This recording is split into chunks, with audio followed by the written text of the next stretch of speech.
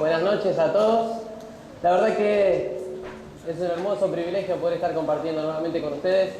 Los extrañé, no sé si usted igual no me diga, pero estoy muy agradecido con Dios porque Dios ha sido bueno y he podido ver también el amor de Él, su gracia y su misericordia en cada mensajito que algunos de ustedes me mandaban preguntándome cómo estábamos, dónde estábamos, qué estábamos haciendo. Y fue la verdad que un tiempo muy bueno. Por eso agradecido con Dios, por esa posibilidad de poder ir, por esa posibilidad de poder ir compartir, pero también de esa posibilidad que Dios dio de que cada uno de ustedes por medio de la oración también pueda ser parte. Por eso la idea de esta noche es compartir un poquito sobre lo que fue el viaje a Ecuador. Me comparto breve por ahí, para los que no sabían, por la gracia de Dios ya pudimos visitar por segunda vez la selva de Ecuador con José, mi amigo, y la verdad que ha sido un tiempo increíble. Pero pensaba un poquito también en lo que compartía Mario recién. Efesios capítulo 2 es un pasaje que me encanta, un pasaje que me gusta mucho porque muestra cuál era nuestra realidad, ¿sí? Muertos en delitos y pecados, no teníamos solución. ¿Y cómo no darle gracias a Dios que podemos estar acá congregados, alabándole, exaltándole, con un corazón agradecido y escuchando de su palabra? Porque cuando uno lee ahí en Efesios capítulo 2 que estábamos muertos en delitos y pecados, entiende o tiene que entender que la gracia de Dios es inmensa. Porque el Señor Jesucristo no murió para darme salud, el Señor Jesucristo no murió para darme una buena economía, el Señor Jesucristo no murió en una cruz para que todo me vaya bien. Yo tengo que entender que el Señor Jesucristo vino a morir en una cruz para pagar la máxima deuda y para que yo pueda salir libre porque Él tomó mi lugar. A mí, por estar muerto en mis delitos y pecados, me correspondía como destino la separación de Él, como dice su palabra, sí, el infierno. Pero Él, por amor a cada uno de nosotros, vino, se entregó, se dio a sí mismo para todo aquel que en Él cree, no se pierda, sino tenga vida eterna. Entonces, ¿cómo no estar agradecidos, hermanos? Yo quería compartirles para arrancar el salmo con el cual con José decidimos, por así decir, bautizar este viaje misionero que empezó el año pasado en algo que no sabíamos cómo iba a ser, qué iba a hacer el Señor, pero fue magnífico. Quedó el peso en el corazón de volver porque hay mucha necesidad y Dios nos permitió volver. El Salmo 45:17 dice: haré perpetua la memoria de tu nombre en todas las generaciones, por la cual te alabarán los pueblos eternamente. Si cuando veíamos este pasaje con José decíamos que este sea uno de los principios de nuestra vida, ¿sí? Hacer perpetua o perpetuo el nombre del Señor y que todas las generaciones puedan alabarle y exaltarle por lo que Él es. Así que vamos a ver, así arrancamos y disponemos el corazón a lo que el Señor quiere hablar. Padre Celestial, le damos gracias, Señor, una vez más en este día por su bondad, su amor, su gracia y su misericordia. Señor, gracias porque usted es bueno y pudiendo estar nosotros en cualquier otro lado, nos da este privilegio de estar aquí escuchando su palabra, Señor, pudiendo ver su obrar, pudiendo alabarle y exaltarle. Señor, le pedimos que nos hable, pero que nosotros tengamos un corazón sensible a escuchar su voz, Señor. Oramos agradecidos a usted en el nombre de Cristo Jesús. Amén. Así que yo le voy a pedir a Sabri si puede poner el que dice un one heart.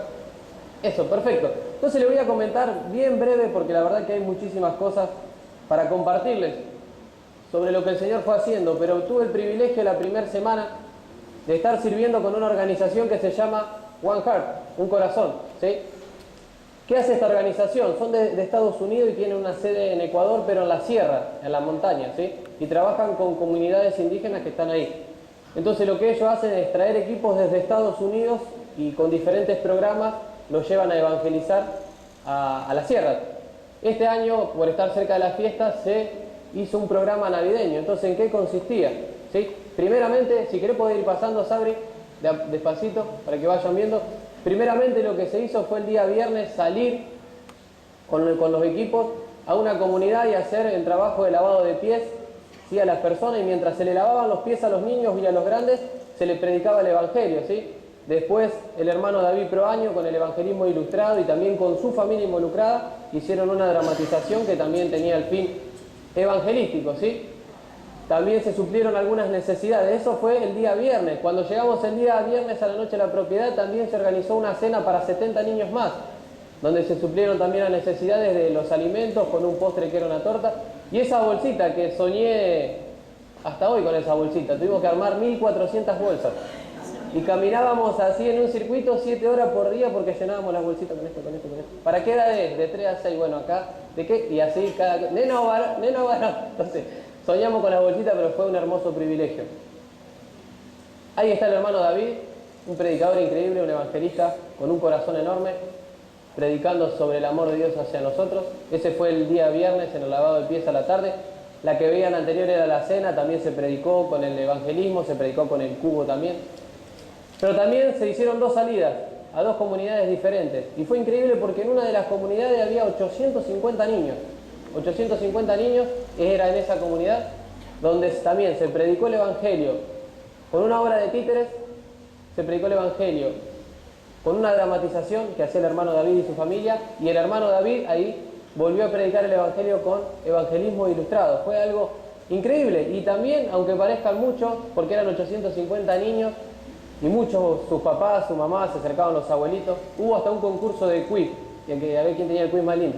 Y imagínate si había gente.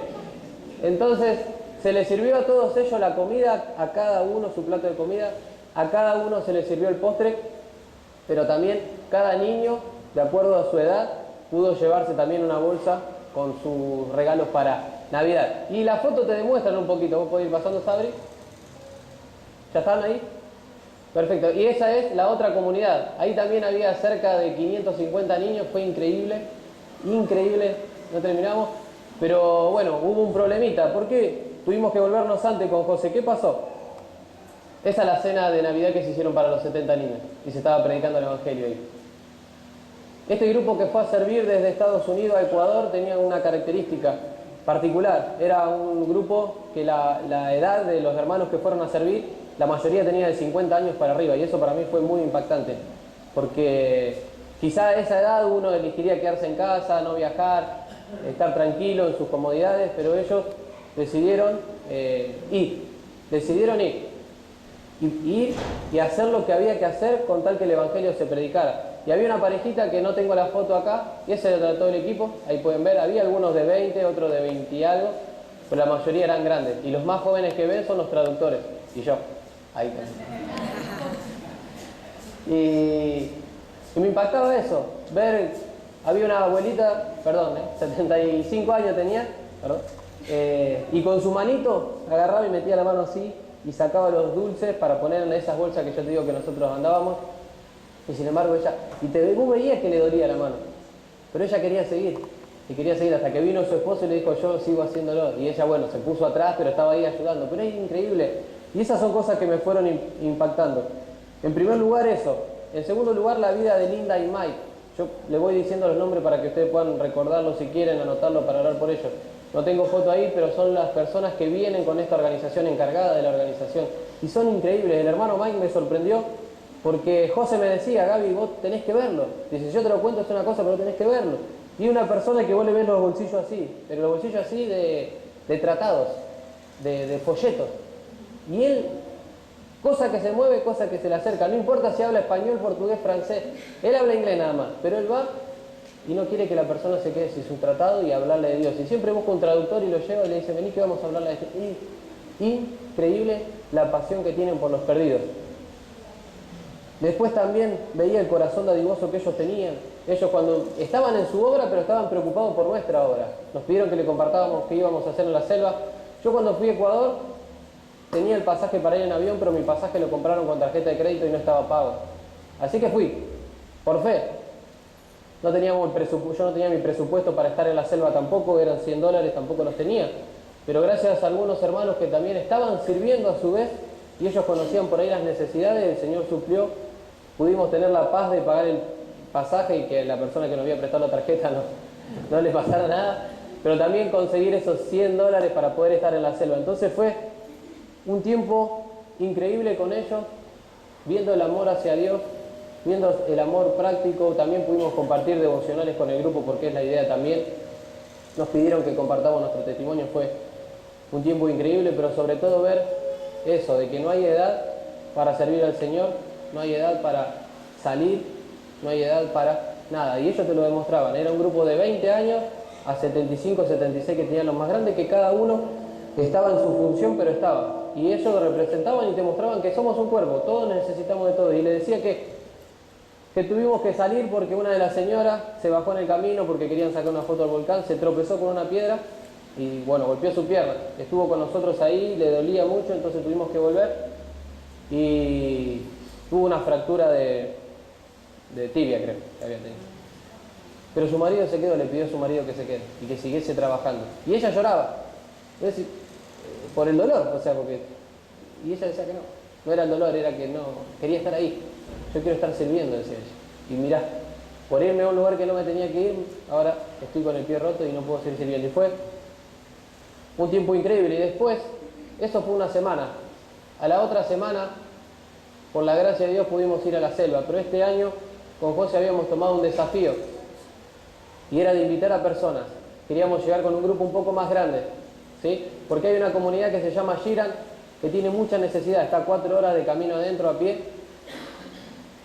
Y nos habíamos quedado con el corazón, con José, como en deuda con ellos, porque solo habíamos estado un día.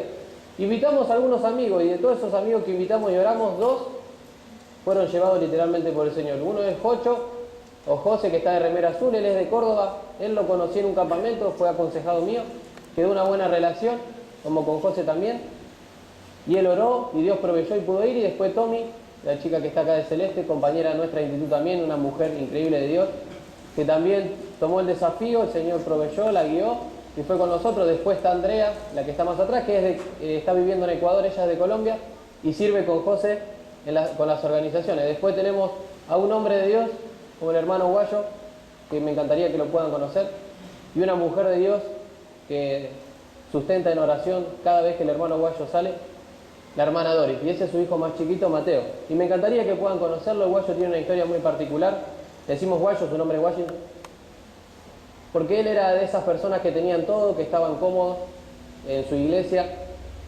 Tenía creo que una tienda de cortinas ahí en Quito, que le iba muy bien. Y un día escuchó la voz de Dios. Él escuchó la voz de Dios, sintió que estaba en deuda con Dios y salió. Y hoy vive literalmente por fe. Después, cuando desarrollemos unos puntos, te voy a compartir un poquito más de cómo él no solo habla de fe, sino vive esa fe, también la hace práctica. Podemos ir pasando, Sabri, si querés. Después el Señor nos fue permitiendo llegar, fuimos a la comunidad de Giran, como le dije, nos encontramos con una sorpresa increíble. El año pasado caminamos 3 horas y media por el medio de la selva en la montaña. Este año nos encontramos que habían abierto un camino con los tractores y nosotros decíamos, ¿cómo? ¿Un camino hasta allá con los tractores por la montaña? Sí, lo habían abierto. Y fue peor para nosotros, porque como es época de lluvia era todo barro. Entonces fue caminar literalmente todo el tiempo entre el barro, haciendo fuerza para poder sacar las botas, pero se llegó. Tommy, que era la más chiquitita, la que por ahí pensamos que iba a costar, llegó, pero ella tenía ampollas en sus manos, los pies lastimados. La verdad que fue un esfuerzo que valió la pena porque se pudo predicar el evangelio a los niños. Cuando llegamos a esa comunidad fue igual que el año pasado. ¿Quién escuchó hablar de Jesús? Nadie. Bueno, empecemos de cero. Así que estuvimos 2 días y medio ahí estábamos antes de salir. Las mochilas pesaban muchísimo, entre 15 y 20 kilos, porque llevaban muchas cosas para dejarle a ellos. Pero fue un tiempo hermoso. Estábamos orando por un chico que se llama Mauricio, que fue el que más contacto hicimos el año pasado. Le dejamos material y le pedíamos a Dios que si era su voluntad, él fuera la persona que levantara en su comunidad para que pudiera compartir de él y demás. Pero cuando llegamos a la comunidad nos encontramos con que Mauricio se había casado, tiene 18 años nada más, es algo común ahí. Las nenas, por ejemplo, 13, 14, 15 años, los padres las dan al que ven que tiene una especie de futuro. Cuando las dejan embarazadas, la dejan y ahí está. Pero Mauricio se casó, vino, nos vio, quedó, nos saludó. ¿Te acordás de nosotros, Mauricio? Sí. Y se fue, no lo vimos más, desapareció. Por eso nuestras expectativas se habían derrumbado un poquito, pero el Señor fue bueno, porque antes de entrar, ahí lo ven de espaldas, cuando estábamos por entrar a caminar, ángel, literalmente un ángel, estaba por irse a la ciudad. Cuando nos vio llegar, le preguntó al hermano Guayo qué íbamos a hacer. Y dijo, no me voy a quedar con ustedes. Y él fue el hombre que pudo cargar la mochila de Tommy, porque ellos están acostumbrados a llevar 75, 80 kilos en su espalda y hasta dentro de la comunidad. Llevó la mochila de Tommy, llevó la mochila de Andrea, me quería llevar a mí, nos quería llevar a cosas, nos quería llevar a todos. Y él fue la persona, si querés puede pasar, Sabri, que esas eran nuestras caras antes de entrar. Mira, pasá dos más, Sabri. ¿Otra? ¿Otra? Bueno, ahí vamos llegando más o menos. Ahí llegamos, mirá lo que y no nos habíamos mojado nada, eso era todo. Pero es un gozo terrible estar ahí. Y Ángel abrió su casa, él dijo, yo sabía que los tenía que recibir, es una historia muy particular. Esas son sus hijas, una se llama Belén, la otra se llama Verónica, la del medio nunca me acuerdo cómo se llama, pero se encargaban de prendernos el fuego, de ayudarnos a cocinar. Pudimos compartir con ellos y oramos para que pudiésemos tener un tiempo especial con Ángel, y realmente Dios regaló ese tiempo. Él hablaba de Dios, sabía que había un Dios que era bueno, que lo quería apartar de Satanás y que tenía cosas buenas, aunque el camino era difícil, me decía él. Perfecto, yo lo escuché y le hablé del amor de Dios, de Cristo, y me dijo, eso no me lo había dicho nadie. Él manifestó tomar decisión por Cristo, él entendió el mensaje de la salvación, así que estamos orando por él. Por eso yo le voy dando los nombres, porque si ustedes quieren orar, para nosotros sería una bendición. Le dejamos una Biblia, le dejamos material. Él quedó muy desafiado y le dijimos, ¿por qué no ser vos quien guíe a tu familia a los pies del Señor? Pero ¿por qué no también que vos puedas en algún momento de la vida llevar adelante la iglesia ahí en tu comunidad? Porque qué mejor que una persona de la misma comunidad sea quien pastorea su comunidad. Y ahí está, el Señor nos regaló encontrarnos con Lisa, la que está allá al fondo. Ella fue la nena que nos guió el año pasado para entrar, y cuando nos vio, una felicidad. Fíjate, como siempre, algo que a mí me quebranta y me desafía, ellos pueden tener nada, porque no tienen nada, quizá tienen ese ananá, pero ellos van a ir y te lo van a dar, y te van a mirar vos cómo estás comiendo, porque fíjate que ella no tiene, porque ellos te dan todo, no especulan si van a tener, si no van a tener, ellos te quieren dar todo. Y así fue con cada una de la familia, porque seguimos recorriendo, fueron 2 semanas de selva. Mirá si sería bravo el camino, que a la salida Dios proveyó un tractor, porque si no hubiésemos estado 8 horas para salir, y el tractor se quedó encajado, y era una máquina increíble, de esas que tienen cadenas, y tuvimos que, bajar y tirar ramas y eso para poder salir. Así estaba el camino. Fue duro, pero fue lindo. Y visitamos otras comunidades, y en ese tiempo, haciendo mi devocional, veíamos Malaquías 1:11, y Malaquías 1:11, parafraseándolo, dice que Dios tiene adoradores en toda la tierra, aún adoradores que nosotros no vamos a conocer. Y fue eso, porque no tenemos la foto ahí, pero conocimos a la hermana Berta y a su esposo Domingo, conocimos al hermano Patricio y a su esposa. Mirá el hermano Guayo, 60 y algo tiene Guayito, ahí está con nosotros a la par. Y esta es la casa de Ángel, la casita, ahí estamos comiendo con ellos. Laurita, que se agregó, Laurita también había estado el año pasado, pero quería estar con nosotros.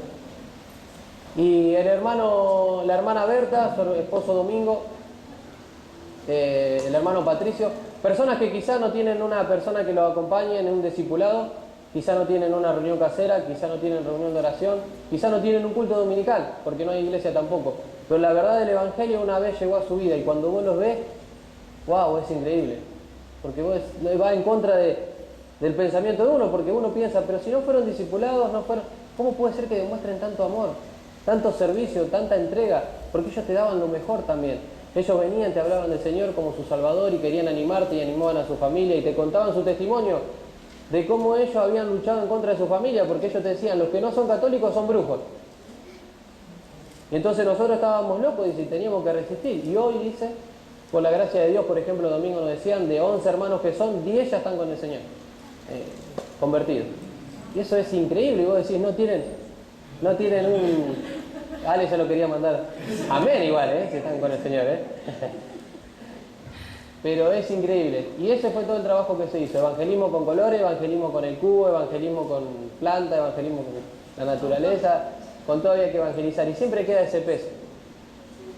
Siempre queda ese peso de saber que hay necesidad, de saber de que ellos no cuentan con nada y que tenemos que orar por personas que se levanten. Esa es la casa del hermano Patricio. Sus hijas, sus nietitos, una historia muy particular con el bebé que tiene en brazos, que tiene 2 años, pero siempre queda ese peso. Y también cuando uno se va, la pregunta del millón es, ¿cuándo vuelve? ¿Cuándo vuelve? ¿Y por qué se quedan tan poquito?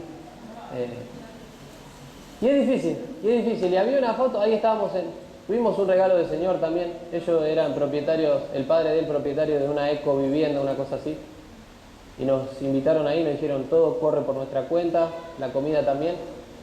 Y nos dejaron pasar la noche ahí, compartir la palabra con ellos. Esos son tiempos por ahí individuales con chicas para hablar de estas cosas que le compartíamos, del valor que ellas tienen para Dios, de lo importante que es la pureza, para que puedan realmente vivir una vida como Dios quiere que vivan y no tanto sometida a esos valores que tienen metidos ahí en la selva. Pero había una foto con una nena, creo que estaba al principio, y eso también me partió el corazón. Esa se llama Yumi, esa es la hija de Berta y de Domingo. Ella fue la que se acercó con su inocencia y me dijo, hermano, dice, yo no tengo padrino, dice, ¿a vos te gustaría ser mi padrino? Oh. Y yo digo, yo lo tomé a la ligera porque dije por ahí, y le digo, sí, no hay problema, ¿por qué no? Y yo lo dejé ahí, de verdad, sinceramente dije. Pero después sale su mamá y me dice que yo era el padrino de la nena. Entonces yo digo, entonces iba en serio. Y cuando fuimos a la ecovivienda estaba su abuelo, otros hermanos de ellos también, y yo era el padrino. Entonces, bueno, literalmente era el padrino. Y cuando me estaba yendo, que habíamos desayunado con ellos, saludo a su mamá, y la mamá, bueno, me pidió el teléfono. Me dice, ¿vos me podés dejar tu número? Sí, le digo, hermana, ¿cómo no le voy a dejar el número? Y me dice, porque estuvimos hablando ahí y la nena quiere bautizarse, pero quiere bautizarse cuando usted venga, dice, cuando esté el padrino. Así que esas son las cosas que te regala el Señor. No dejé promesa de volver, pero por cosas así creo que uno tiene que volver. Tiene que volver y seguir trabajando, pero sobre todo pudiendo orar para que realmente la palabra de Dios siga corriendo, para que haya hombres y mujeres de Dios que tengan y sientan ese llamado de poder ir. Esa era la ecovivienda que yo le decía, estábamos con sillones, todo. Y poder instruir a las personas, ¿sí? Seguirle compartiendo que hay más, que el Señor tiene una vida abundante para cada uno de nosotros, que hay que conocerle. Estuvimos en un casamiento, triple casamiento. Hicimos una obra evangelística también, fue increíble porque era una iglesia. Pero cuando hablaron con el hermano Guayo le dijeron que habían quedado impactados, porque nunca habían visto un mensaje tan frontal, tan confrontante del Evangelio, era el Evangelio. Era el Evangelio, así que nos invitaron ahí al casamiento, estuvimos, comimos, la pasamos bien. Bueno, y ahí seguimos en la ecovivienda, mirá, allá la nena, esa foto, siempre encima mío, ahí agarrada. Y no sé si hay alguna más, Adri. Bueno, ahí el tiempo con los chicos, orando. Pero fue increíble. Y ayer compartí, esa foto le compartía yo ayer a los chicos porque no la había visto yo. La sacó creo que Jocho. Y pensaba y miraba eso y para mí no tiene palabras. Poder estar ahí compartiendo con cuántos niños, personas de este lado y otro tanto de lo que Jesús hizo por nosotros, no lo cambio por nada. No lo cambio por nada.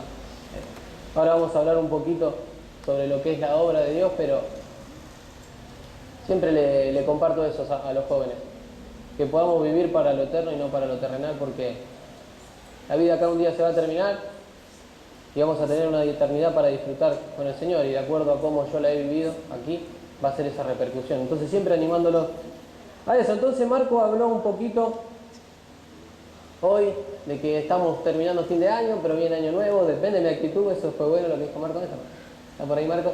Y fue bueno, porque yo pensaba lo mismo, porque ahora nosotros escuchamos todo esto, sabemos lo que Dios ha hecho y lo que Dios quiere hacer.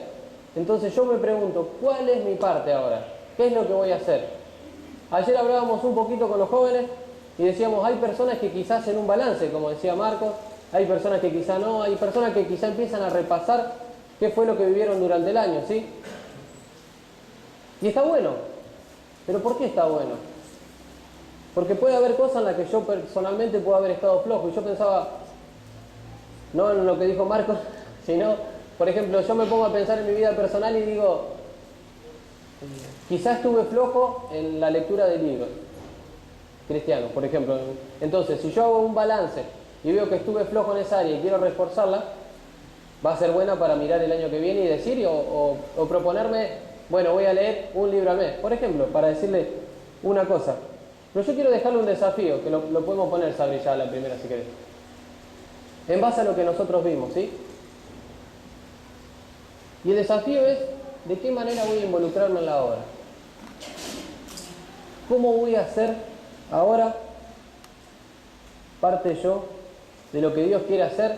Quizás acá, quizás en Ecuador, quizás en otro país, no lo sé, pero ¿cómo voy a hacer parte?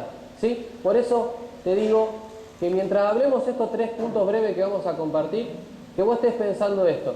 Yo te lo voy a compartir a los 3 y que vos puedas analizar tu vida y ver cuánto has invertido de tu vida o de tu tiempo a lo largo de este año o quizá a lo largo de tu vida cristiana para ver cómo vas a encarar el año que viene para ser parte de la obra, para involucrarte. ¿Pasó con otro? Entonces yo quiero mostrarte 3 maneras de cómo puedo ser parte en la obra. Y son 3 cosas que quizás ya las has escuchado, pero vamos a hacer un breve repaso como para que podamos tener un poquito más de noción de lo que vamos a hablar. Y la primera manera que quiero mostrarte para que puedas ser parte es que podés ser parte orando. ¿Sí? Orando. Por eso yo quería compartirles a ustedes esto, porque sé que muchos de ustedes estuvieron orando, me escribieron para ver cómo íbamos, cómo estábamos.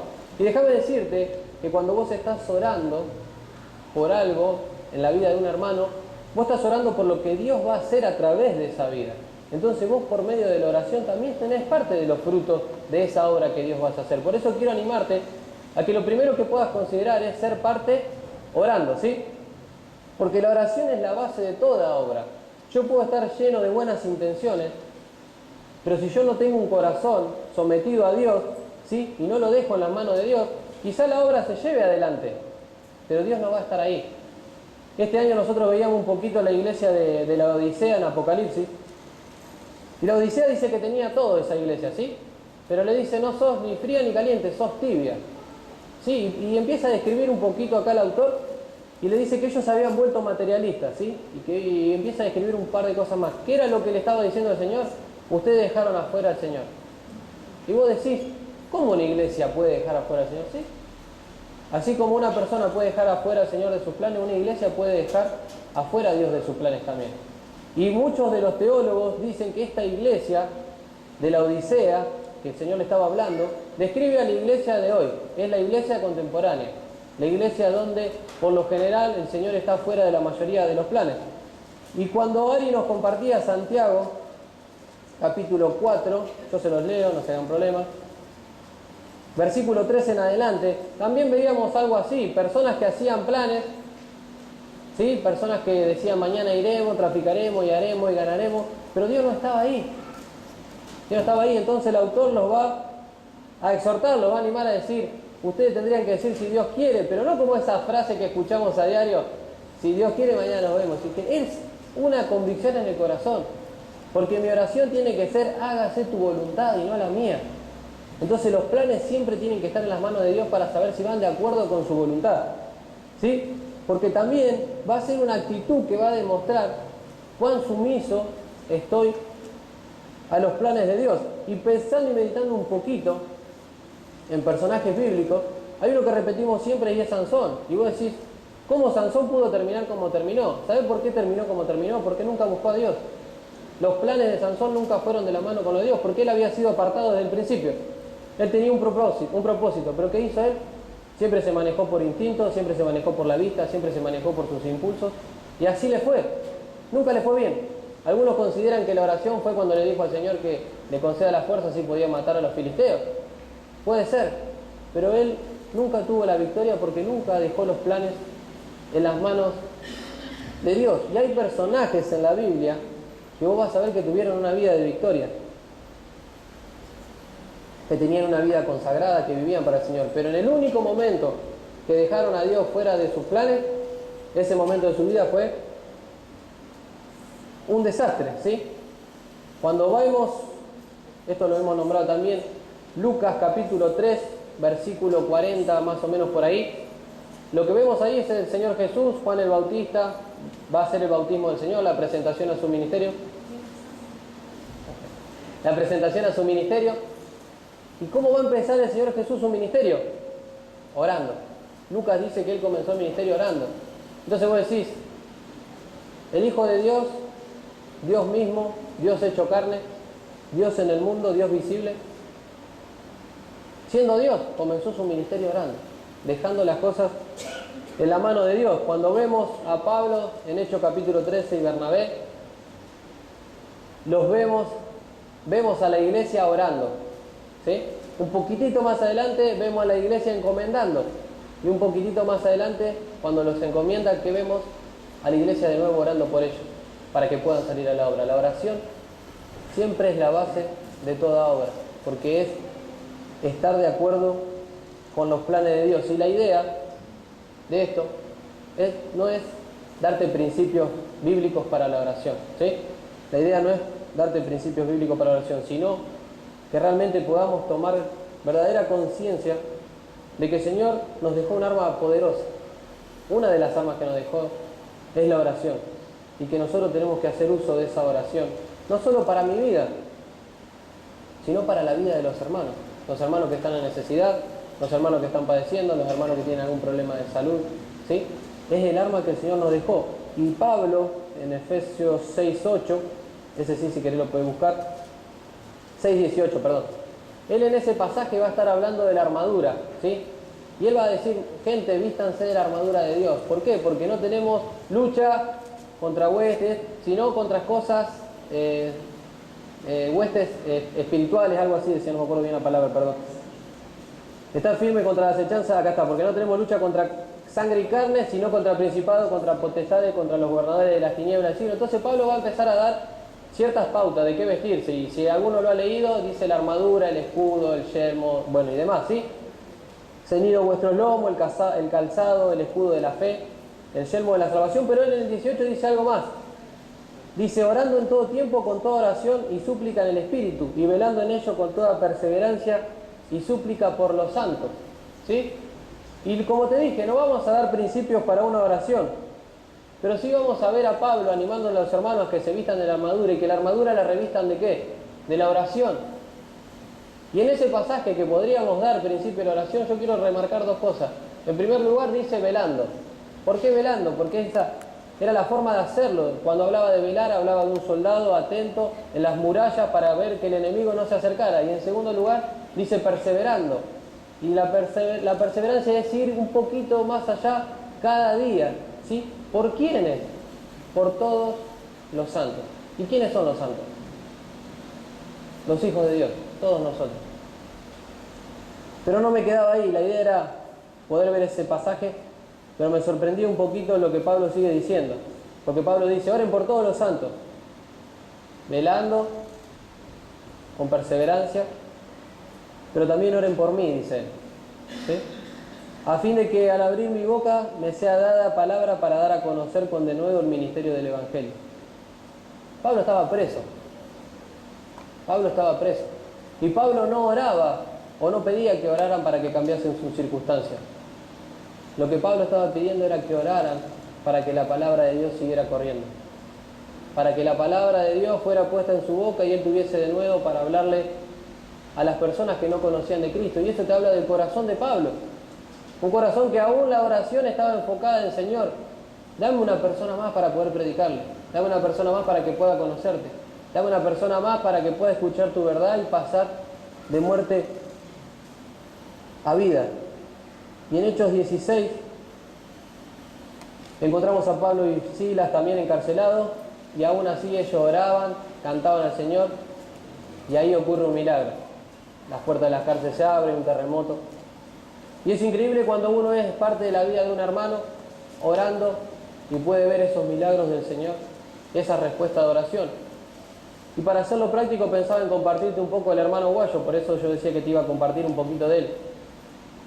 Y cuando llegamos a la casa del hermano Guayo nos pusimos un poquito en el contexto de la situación que le estaba pasando, y estaba bastante complicado. Pero me gusta ver su fe, porque más allá de que las circunstancias son adversas, él no mira en volver para atrás.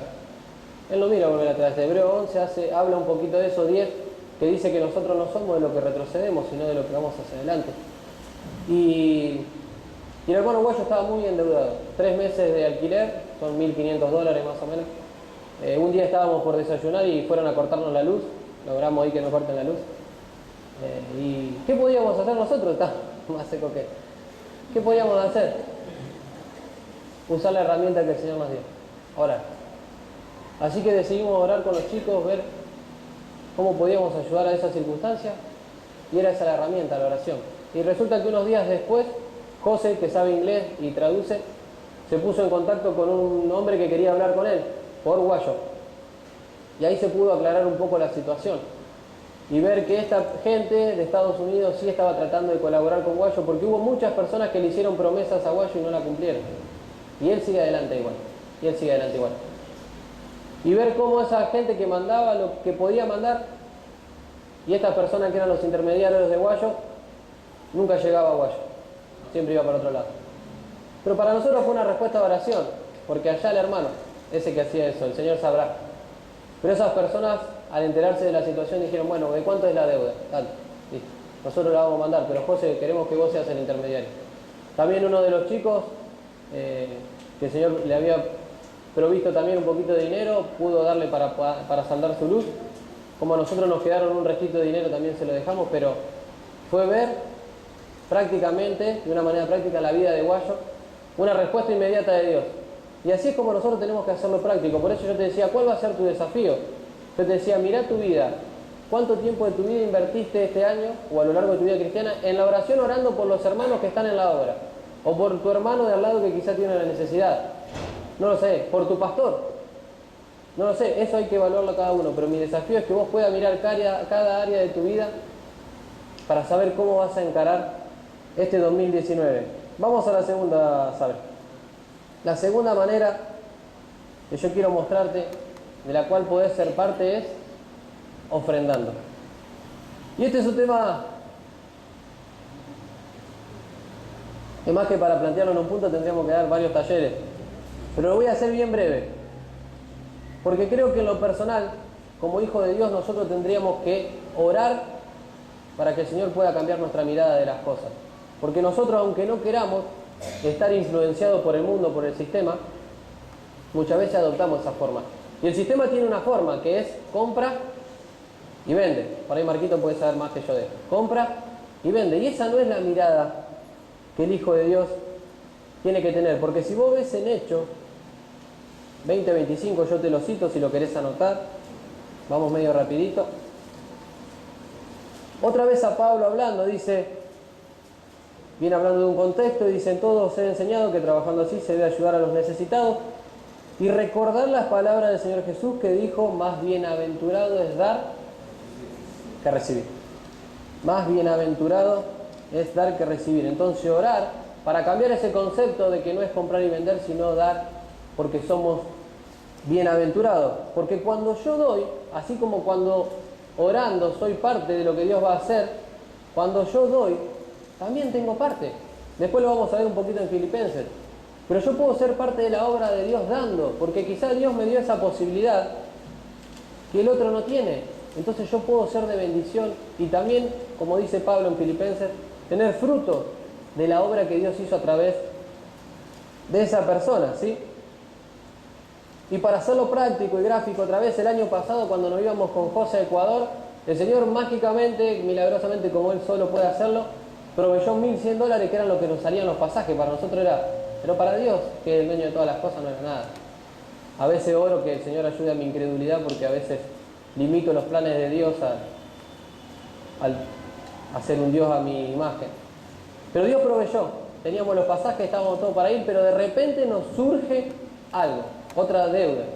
Entonces, Señor, bueno, dijimos, no nos queda otra que orar, hay que orar. Hay que orar porque el Señor se tiene que encargar de estas cosas. Y me acuerdo de ese día puntualmente porque fue un día que me marcó mucho.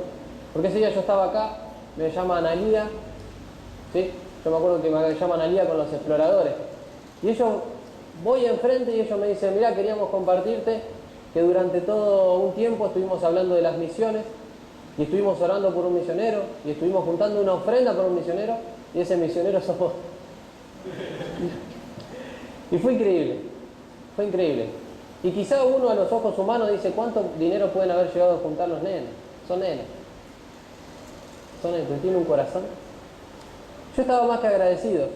Me vine, y gracias a Analía, los chicos me dieron carta, estuve con ellos. Y para que no parezca medio, yo te lo quiero compartir. Cuando yo abrí ese sobre y miré la ofrenda que era, que no sabés cuánta ofrenda era, no en cantidad, sino era lo necesario para suplir esa deuda que había aparecido ahora. Y así trabaja el Señor. A veces pensamos que lo poco que podemos dar, porque pensamos que para ofrendar tenemos que dar grandes cantidades, pero aún lo poco en las manos del Señor es mucho. Es mucho. Por eso, la segunda manera que te estoy invitando a que puedas considerar es por medio de la ofrenda, ¿sí? Hay una estadística que dice que la falta de sustento hacia los misioneros que salen a la obra, el 70% a los 2 años se vuelven por la falta de sustento.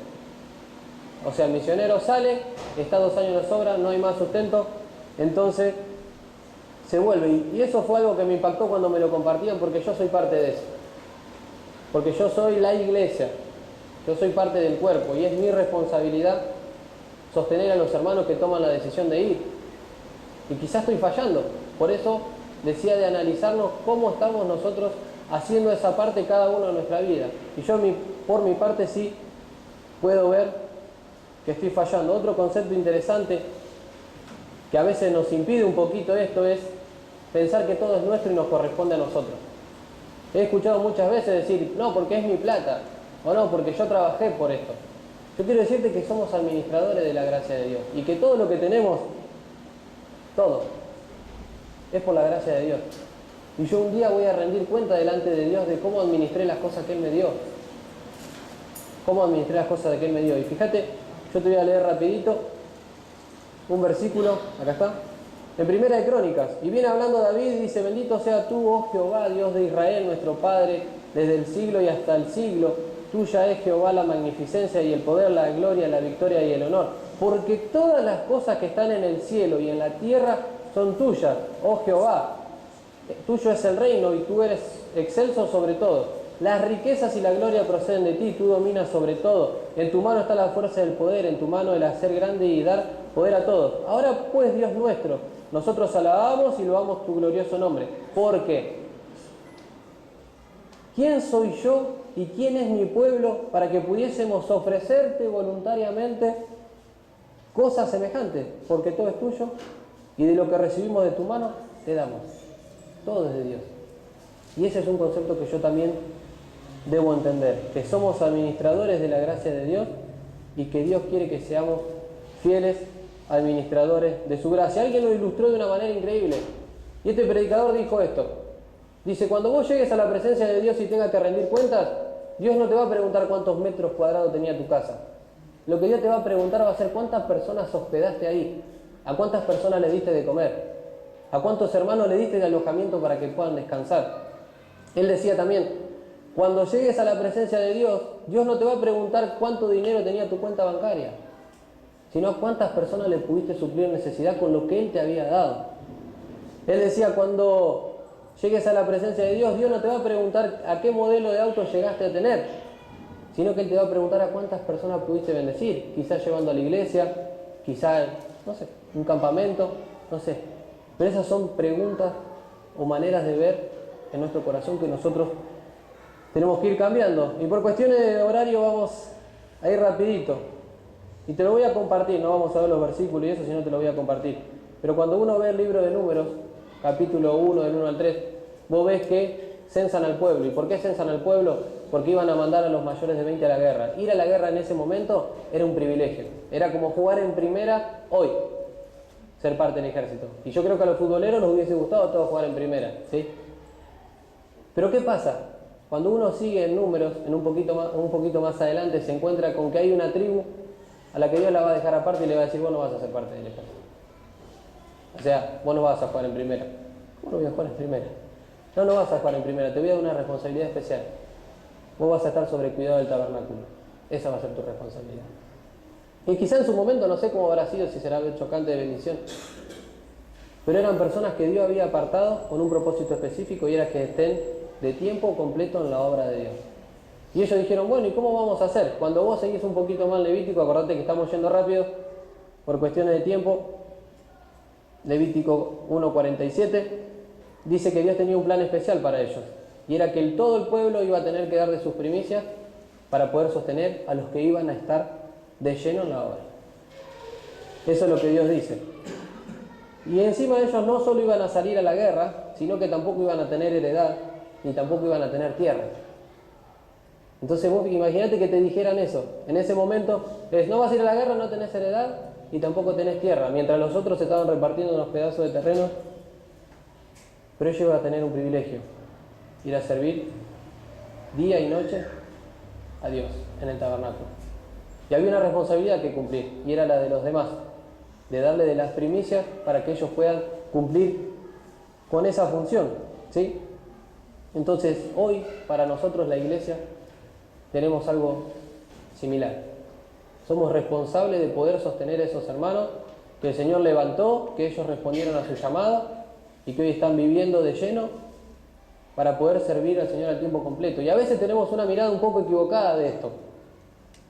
Porque déjame decirte que una persona que sigue de lleno al Señor y que da su vida, además de responder al llamado de Dios, tiene que negarse un montón de cosas. Quizá ellos le dieran la heredad y eran la tierra.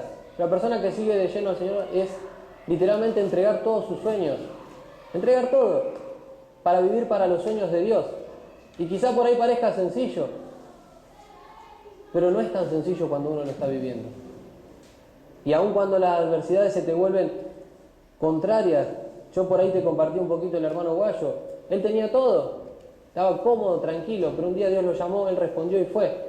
Y hoy quizá porque nosotros como iglesia no estamos cumpliendo con esto, él está pasando necesidades, pero él sigue adelante. Y así cuántos hermanos más, aún aquí dentro de la iglesia, o un pastor mismo, cuando ahora vamos a citar un poquito el Nuevo Testamento, aunque fuimos bastante rápido, encontramos ahí en 1 Corintios 9 que Pablo dijo, a Pablo lo estaban acusando de lucrar con el Evangelio. Y Pablo dice que el Señor dijo que el que vive del Evangelio, que predique el Evangelio, que viva del Evangelio.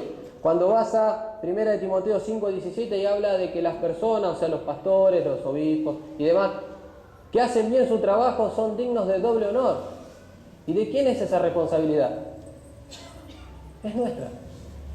Es nuestra, porque por eso la segunda cosa que yo te animo a que podamos meditar de cómo lo venimos haciendo para poder encarar el 2019 de una manera diferente es la ofrenda. Y yo anoté una frase breve que dice: dar y recibir es una cuestión vertical, no una cuestión horizontal, de lo terrenal. Quizás si vos me preguntás a mí, yo te diría, nunca me hubiese imaginado estar viviendo en un altillo. Yo también tenía mis sueños de formar una familia, de tener una casa. Pero cuando yo veo esa foto, con todos esos niños ahí, las personas pudiendo predicarle el Evangelio,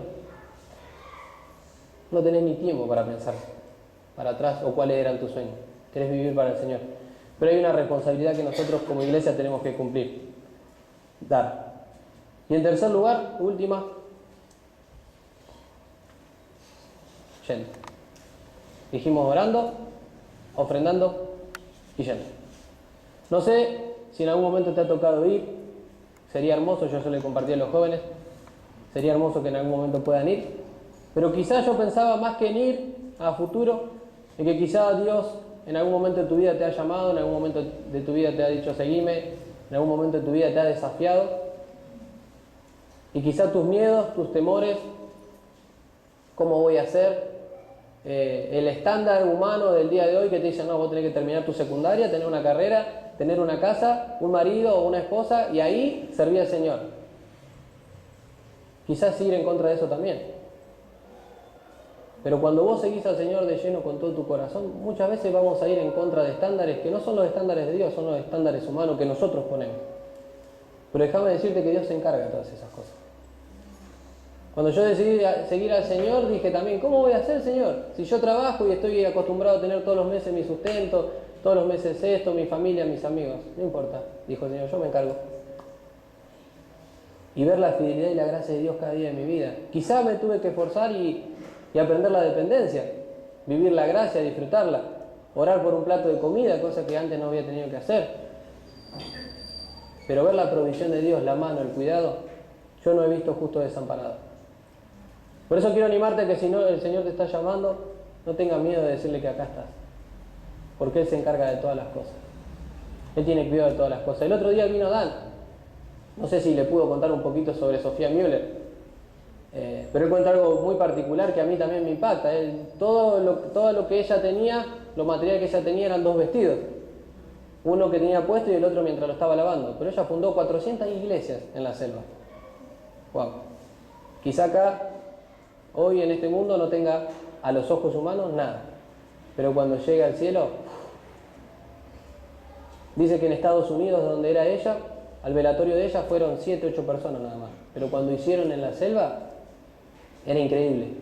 Era increíble. No cabía más nadie, porque venían de todas las comunidades. 400 iglesias plantadas en la selva. Una persona que no se miró así, sino que miró a Dios, no miró los estándares de este mundo, sino miró lo celestial y dijo, yo voy. Y que Dios sabe. Y dice que Dan un día la hospedó en su casa y eran cerca de las 4 de la mañana y la mujer de Dan escuchó que ella andaba por ahí por la cocina. Entonces le dijo, Dan, fíjate si Sofía necesita algo. Entonces fue Dan y le dijo, Sofi, ¿necesitas algo? Y Sofi dice que lo miró y no sabe lo que le dijo. ¿Le dijiste a Dios que la amás? Entonces dice que Dan le dijo, pero simplemente vine a preguntarte si necesitabas algo. ¿Le dijiste a Dios que la amás? Para ella todo era Dios. El amor de Dios. Vivir para Dios. Por eso, como decían al principio, termina un año, comienza uno nuevo. Hemos visto lo que Dios ha hecho. Podemos dar gracias por todo lo que Dios hizo. Pero ¿por qué no empezar desafiados? Evaluar cómo ha estado nuestra vida en cuanto a la oración, en cuanto a la ofrenda, en cuanto al ir. Y por qué no poner metas que marquen la eternidad en este 2019.